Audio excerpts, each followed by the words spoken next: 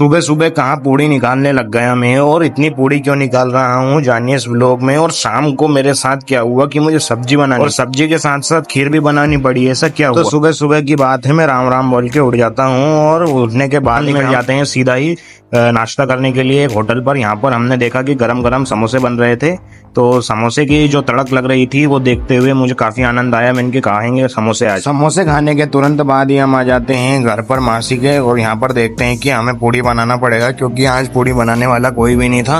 मतलब थे तो बहुत सारे जने पर पूड़ी निकालने वाला कोई नहीं था, तो मैं पूड़ी निकालने लग जाता हूँ। तो आज हम पूड़ी इसलिए निकाल रहे हैं क्योंकि लास्ट दिन है भगवत जी का, तो हम आज सबको खाना भी खिलाएंगे। तो मैं पूड़ी निकालने लग जाता हूँ और जो मेरे मामा के लड़के मौसी के लड़के सभी थे वो मेरी मदद करवाते हैं। देखिए किस प्रकार सभी पूड़ी बना रहे हैं और मेरी मदद करवा रहे हैं निकलाने में।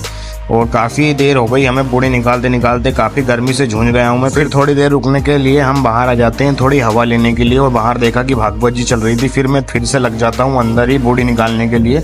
और देखिए किस प्रकार हम मामा के लड़के और मौसी के लड़के सभी मिलकर पूड़ी निकाल रहे थे। और फिर खाना खाने के बाद हम तुरंत आ जाते हैं भागवत जी सुनने के लिए। और यहाँ पर हवन ग्यारी हो रही थी, तो यहाँ पर हमारे भैया जी हवन में बैठे हुए थे और यहाँ पे स्वामी जी कथा कर रहे थे। फिर थोड़ी देर में प्रसाद वितरण चालू हो जाता है क्योंकि आज भागवत जी का, फिर भागवत जी का लास्ट दिन। प्रसाद वितरण के बाद सब निकल जाते हैं अपने घर की ओर, और हमें भी आज हमारे घर पे जाना था इसलिए हम भी देखते हैं। और थोड़ी देर में सभी निकल जाते हैं उनके घर पे और हम भी हमारे घर की ओर निकल जाते हैं। फिर मैं आ जाता हूँ अपने गांव में। अपने गांव में आने के बाद में आज हमें हमारे घर पे भी बहुत सारा काम करना था, तो हम घर पे आ जाते हैं। घर पे आते ही हमें देखते हैं कि हमारी माताश्री यहाँ पर आटा मशीन लग गई थी क्योंकि हमें ग्वाल जमाने थे।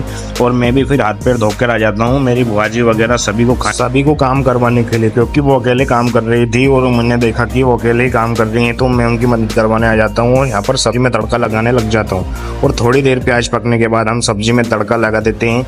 और इधर तो सब्जी में तड़का लग रहा था और उधर हमारी बुआ जी खीर बना रही थी। काफी टेस्टी खीर बनाई हमारी बुआ ने। और हम फिर रात होते ही निकल जाते हैं क्योंकि थोड़ी देर में रात हो गई थी। और यहाँ से निकलते हैं हम सीधा भैरू महाराज पूजने के लिए, क्योंकि हमें भैरू महाराज पूजने के बाद में भोजन करना था। और यहाँ पर हमारे दादाजी आ गए थे और वो पूजन करने लग जाते हैं, क्योंकि पूजन के बाद ही हम खाना खा सकते हैं। आज ग्वाल जो जिमाते हैं, मतलब जो गाय भैंस चराते हैं, वही खाना खा सकते हैं इसमें।